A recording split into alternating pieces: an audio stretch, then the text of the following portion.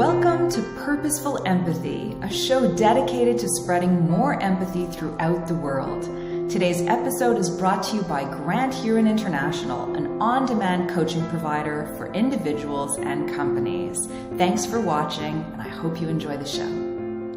Welcome to a new episode of Purposeful Empathy. Today I am joined by Terri Givens, who is the CEO of Brighter Higher Ed, which is a professional development organization dedicated to improving management and leadership skills within higher education so that it becomes more student-centric, inclusive, and innovative. Welcome to the show, Terri. Thank you so much for having me. Yeah, it's great to have you, especially given the context of what's going on in the United States right now, because you're an internationally recognized expert on comparative race politics, immigration, and the radical right. And most recently, the author of Radical Empathy, which is a title that I just absolutely love.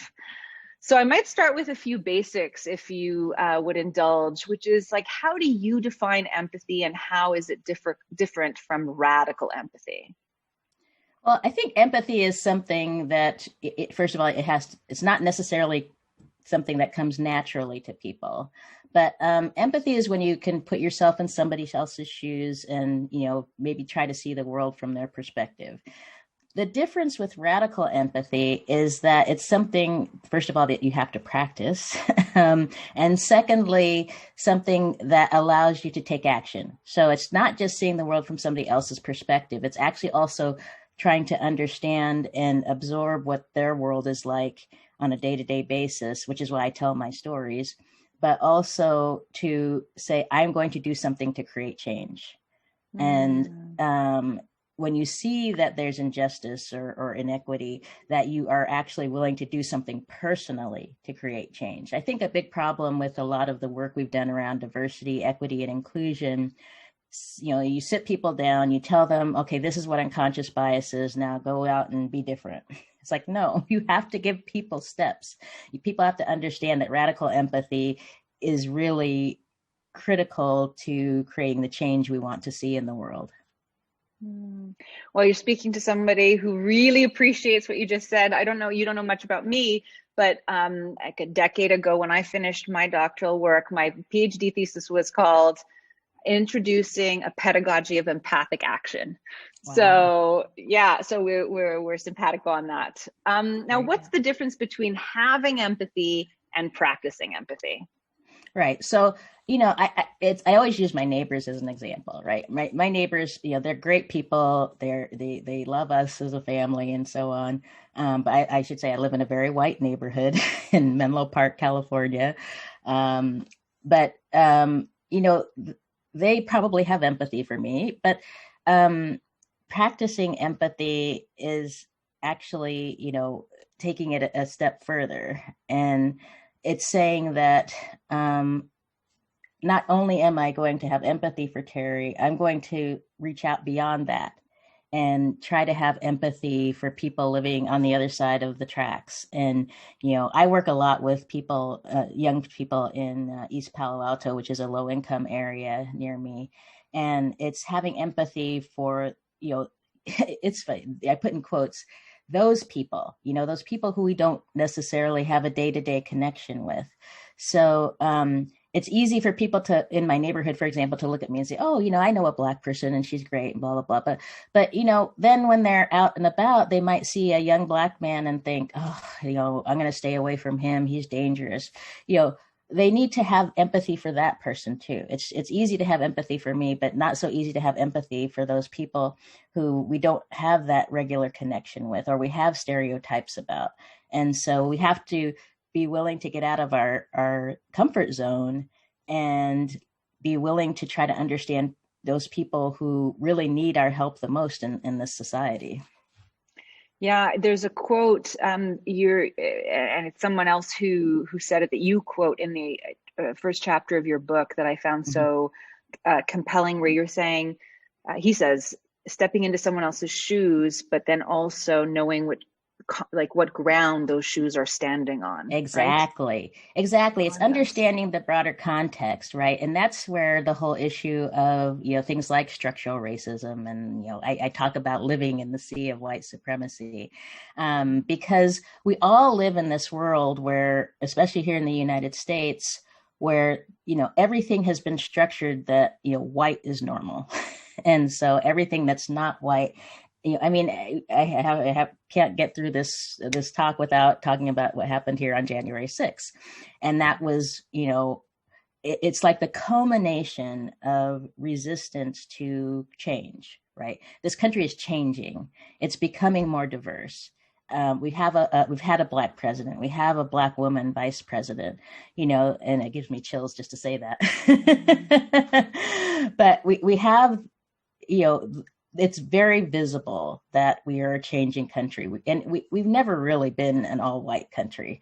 African Americans have been here in the millions, since the 1800s. So it's not like this country has not had this diversity. What they've been able to do is suppress it. And that final act at the Capitol was to try and basically throw out the votes of millions of people who have an absolute right to, say who we want for our president, but these people believe that we were stealing. I mean, the fact that they were saying they were stealing it is just a sign of their belief that they are right and whatever we do isn't. And so that's a historical legacy in this country I didn't know that these things were going to happen when I was writing this book, but, that's why I say we have to get away from this fear. That attack was all about fear. And, when you're driven by fear, that's when things get dangerous. We have to come at this from a place of love. Every single one of us loves this country. And we want what's best for this country and for our children. And, we have to be willing to accept that, we're all in this together. Now, I'd love to circle back to what happened at the Capitol in a minute. But since you, in your book, you talk about 6 things that you believe are required for radical empathy. And I'll just read them. And then maybe if you could help unpack them, that would be really helpful. So 1 is a willingness to be vulnerable. 2 is becoming grounded in who you are. 3 is opening yourself to the experiences of others. 4 is practicing empathy. 5 is taking action. And 6 is creating change and building trust. So yeah, help us understand all of that better. And one of the reasons I take this approach is everybody wants to jump to number 5. It's funny. I do a lot of workshops and they say, well, we just want to take action. It's like, but we've been doing that for a long time. And some of it has helped, but we're not really making that next step. So I really believe it starts with the individual. I have to be able to understand who I am, the context I live in. And so, becoming first of all, that takes vulnerability. And I spend a lot of time with the groups I work with on this issue of vulnerability. And it comes back to what I said earlier about, being willing to get out of your comfort zone. And so this book for me was all about vulnerability. I know, talking about my family story was really opening myself up and being vulnerable. But it was important to me because for me, it was that step that allowed me to become grounded in who I am. And, I really went through that process in my 20s. And I talk about that a lot in the book, and I won't get into it too much now, but just the point being that, in my 20s, I really had a hard time, understanding who I am and how I fit into this broader culture and, the Black world versus the white world and all of that. And by the time I got into my early 30s, I really felt more comfortable. I was able to be willing to accept who I am and to really become grounded in who I am. And, that's had a huge impact on my confidence and my willingness to try to understand others. And so, that's the next step is, being open to understanding others' lives and experiences. I mean, you have to be comfortable with yourself first, because if you're not comfortable with yourself, you're just going to put on other people that discomfort and that, if I'm not a good person, why would I think, or if I'm not, don't see myself as worthwhile person. Why would I think that about other people? So that those first 3 steps are really about getting comfortable with your, it's funny, I talk about it later in the context of, love and marriage. And I always would tell people, I have to love myself before I can love somebody else, because, I have to know that I am worthy of love. And so, I feel like that really was what has made for a strong marriage for me, is that, I love myself, therefore, and it's about how people treat you too, right? You're much more willing to take abuse if you don't have that sense of love for yourself. And so, in any case, that's those first 3 steps are really critical. And then the next 3 are all about, getting out there and, creating that change. And so practicing empathy really means every day trying to understand other people, but also what can I do to help that person? And I was having a discussion yesterday, and we ended it, and I said, just think of one thing you can do today that would help to create. And it doesn't have to be big; it can be something small. It could be, the end of each chapter has actions people can take to practice empathy, to practice being vulnerable, and so on. And I really encourage people just to every morning. There's a idea that going around about if you wake up and think of something you're grateful for, then you'll wake up in a more positive mood. Well, I say, okay, it's good to be grateful, but what if you, as you're laying in bed, that 5 minutes before you get up, could also think about something you could do today that would help to create change. And it could be just, sending somebody a message saying, hey, I really appreciate what you're struggling through. Is there any way I can help you? It could be personal, right? Just somebody who's struggling. It could be writing a letter to your last week I wrote an email, actually just this week too. I'm pretty active on that front. I wrote a letter to my congresspeople about an issue I cared about. So that's the kind of thing that can really snowball into creating greater change. Mm-hmm. And I think that once you start, then you realize how much agency you feel that you have, and it becomes habitual, right? So it's That's not right. A one-off. You can make it part of your life, right? Practicing empathy and being radical with your empathy.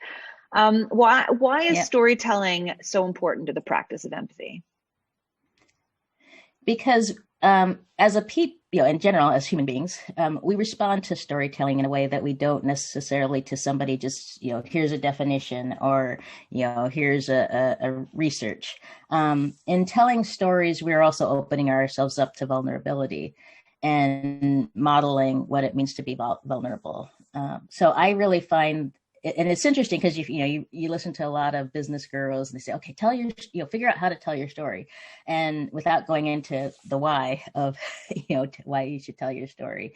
And so for me, the why of it is it's a two-way situation where I'm getting something out of telling my story, and you're getting something out of hearing my story. So it's a way of me giving something to you that is very important and matters so much to me. And it's kind of like giving a gift. And so, my gift to the world is and it's funny because I'm excited about the book coming out, but it's also a great deal of trepidation. It's like, I am putting myself out there, and, this is like my gift to the world of, telling my story. And it's gotten such, for the people who've been able to read it in advance, it's gotten, just such a great response. And that's gratifying to me. And I think the reason it gets such a great response is because it's about making that connection. And so when I'm telling my story, people can see themselves in it. They can, connect with me in a way that they wouldn't if I just sat there and said, because, as a researcher, as a political scientist, I'm used to writing in a way that is, well, here's, some evidence, and here's my hypothesis and all that, and so this was a big shift for me, and to try and write in a way that is more accessible, but also just really about my own truth. I think that there's a tension that certainly played out as a result of everything that happened in the spring and the summer with all of the BLM marches, is that was this expectation that white people put on to people of color that, like, tell me more, teach me more. And now I really need to understand. And that the storytelling also needs to come from a place of like, I want to share this. I don't owe this to you. Exactly. That's why I call it a gift. It's not something I owe you. It is something that I personally am saying I'm willing to give you. So, right. And I talk about this issue of emotional labor, and it's not just something for people of color deal with. It's, women, you see that especially now in this time of COVID. I mean, it's not just emotional labor, it's physical labor in terms of, so many women have had to give up their jobs because they have to be there for their children and family members who may be ill. So, I mean, this idea of emotional labor is really broader, but it's the sense that there's this expectation that I, as a Black person, have to explain the world to you, a white person. But, to be fair, I take this on because I think it's important. People in my generation, I'm 56 years old. I was, and I talk about this in the book, I was the first in most of the jobs I had. I was the first Black woman to get tenure and promotion at UT in my department at UT Austin, first Black woman vice provost, first Black woman provost, so there's all these firsts. And that, I chuckle because Kamala Harris was born like a week before me. So she's a week older, and, she's the first Black woman vice president. So we have these things in common in terms of, our careers. And, but, it's hard to disentangle that for somebody like me who's been that person, who's been the Black person who has to open the door and hopefully leave it open for those who come after me. And so it's something that we have to struggle with. But the important thing is for people to understand that there is value to what we're doing, and there is a cost to it for us. And so I talk a lot in academia about the fact that Black professors often take on a lot of this emotional labor, working with students and so on. And that needs to be compensated in some way. It doesn't have to be monetary, but it does have to be an acknowledgement that they're doing this extra work. Yeah, that makes a lot of sense to me. All the coffee dates, all the mentorship, yes. all the, Yep. In your book, you write, and we've touched on this a little bit, but I'll just go this one little nudge deeper. You wrote, I have reached a point in my life where I feel it is important to tell my family's story, using the expertise I've gained to help those who mean well to understand the damage that structural racism and lack of empathy is doing this country and to ourselves. So I'd like to know, like, for you personally, how has it felt and what has it meant to you to share your family story? I touched on that earlier, that it's, in some ways it's scary because, I'm really opening up. But something I've learned over the years is that it can actually be healing to open up in this way. I talk about, they're not like deep, dark family secrets or anything like that, but, it was really painful to talk about, my mother's mental illness and, the medical issues my family has faced, losing my father, losing my mother, all of those things. But I think it's important because, people look at me as somebody who's very successful. I've had an amazing career, and I always tell people, I don't, they ask me, oh, do you have any other ambitions? Like, I feel like I have more than exceeded every ambition I ever had. So, I don't want to pretend like I'm, suffering or haven't had a great career. But I think what it does by me telling my story show that even somebody like me who has had a very successful career has also had a lot of struggles dealing with our society and the way that we look at race.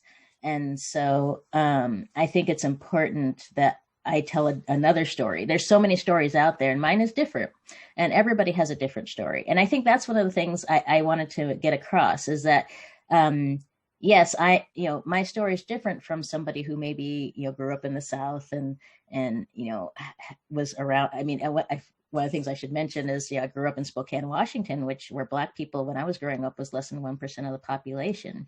As a city of 125,000 people or so when I was born there. My dad was in the military, and that's where they decided to settle after he retired. And so I was, for the most part, born and raised there. And, that has a different impact than if, we had gone back to South Central LA where my parents met. So, we all have these different life paths. And I think it's helpful from the perspective of empathy for people to know my story and how it may be different from somebody else's story. Yeah. So just to switch gears just a little bit and talk about some of your work in higher education, how have your experiences in higher ed impacted your understanding of empathy and leadership? Wow, they've had a huge impact. So actually, I was just posting something on Facebook yesterday about mentoring. And so one of the, I was first generation college goer. So, I went to undergrad at Stanford, and that was an experience in and of itself. But what I learned is that it's really critical to have mentors, but they aren't always going to be mentors who look like you.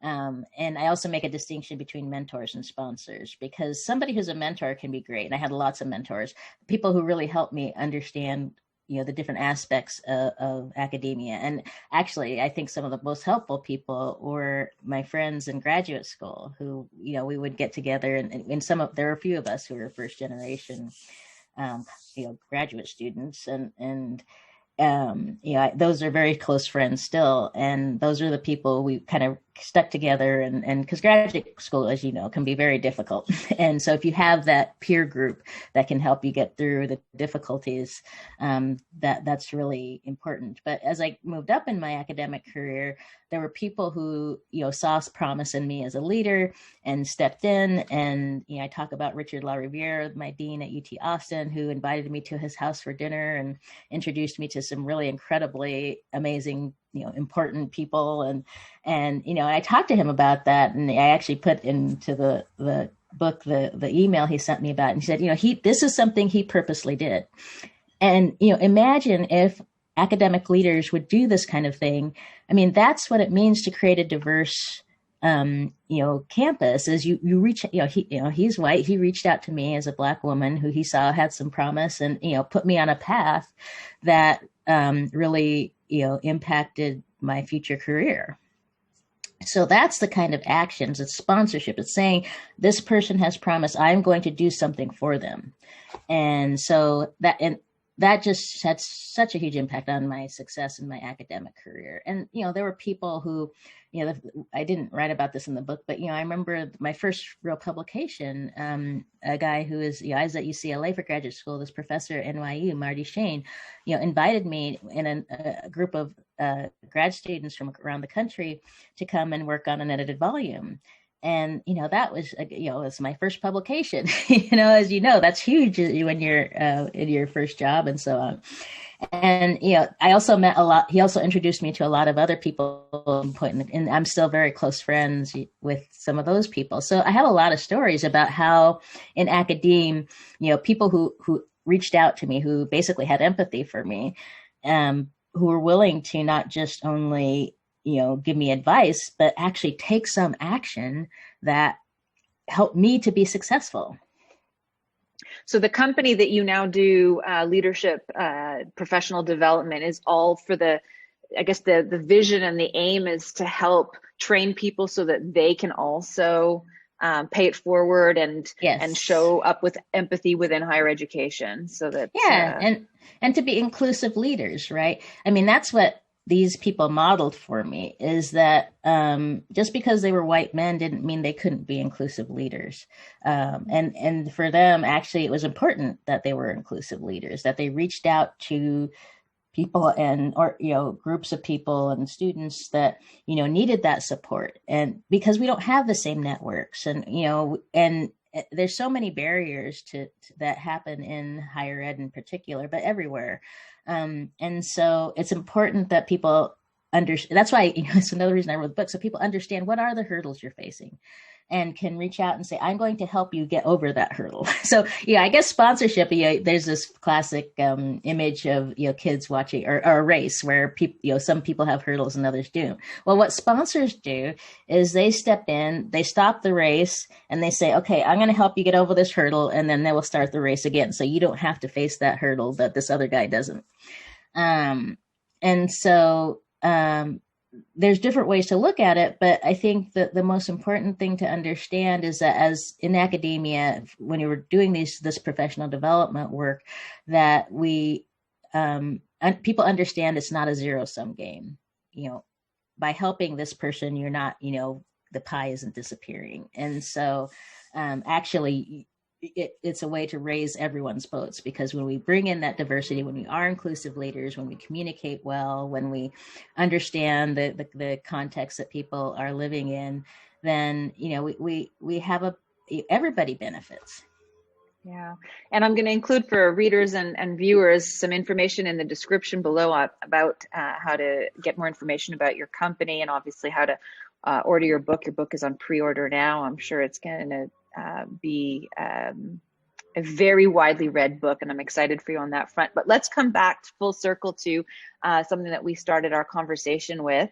Again, in your book, you write, when I began studying the politics of immigration and race in Europe over 25 years ago, I had the expectation that the anti-immigrant racist movements and parties I was studying were an anomaly. And of course, we're seeing things play out, and racist movements and parties are on the rise. So how can we move towards truth and reconciliation, especially after the events of the Capitol attack? It's, the thing I emphasize is truth. And unfortunately, for a lot of politicians, they're more worried about power. And so it's going to be incumbent on the voters to demand truth. And, I think that's really what mobilized a lot of people over the last 4 years, is that, we saw what was happening in Washington, D.C., and the disinformation and all of that was going out. And so there was, there became this groundswell of support for, politicians who were, telling the truth, who were, willing to take on the critical issues of the day in a way that used science. I mean, it's so frustrating to be in an era where people are doubting science, and, to be fair, there have been times when science has been misused, but certainly not in this instance. And, we're finding now that there was a lot of things that weren't being done that could have, helped us through this pandemic. But I think that by focusing on things that people can grasp, and it's going to be, I'm not going to sugarcoat it. This is going to be extremely difficult work to try and bridge the divides that have developed. And so I think it's going to be incumbent upon us as people to demand that our leaders tell the truth, and that when they don't, they get penalized by us not voting for them. But we all have to stay on. It's like there was this big push over the last 4 years to get people here in the U.S. to vote, to get out, and it was successful. But we can't stop. Actually, we have to continue. It's like we're in this era where it's so imperative that. And that's why I really focus on action, because we all have to keep up the pressure. We all have to keep pushing. We all have to remind people it doesn't matter, if you don't like this particular candidate, we have to think of the bigger picture and push for candidates and parties that are going to focus on science and the truth, and that Black Lives Matter, and that we do not want to live in a country based on white supremacy. And so all of those things are critically important now. And, based on my own research, I understand the electoral dynamics, and, my friends who study American politics, were really focused in on, what are those, and I am seeing my own profession of political science taking in a more active role and saying, we need, gerrymandering, here's how we can stop it, and anyway, there's so many different things we could be doing, but the most important thing right now is to not give up. And, I'm going to be doing some talks in the next few months on these topics. And I think for Europeans in particular, it's a frustrating time, but it's really important that we not give up and just keep pushing from the grassroots level. And that's a beautiful way to end our conversation about radical empathy. Indeed. So timely. I can't wait to finish reading the book. I wish all our readers to pick up a copy. Thank you so much for joining me on this episode of Purposeful Empathy. We'll see you next time. Thank you. What if you had access to your own council of coaches to help you break free of your thinking clutter, make that important decision, and liberate you from what's holding you back? At Grand Heron International, you get to choose the coach of your choice. You get to do so anytime and from anywhere. Visit grandheroninternational.com and harness the power of on-demand coaching today.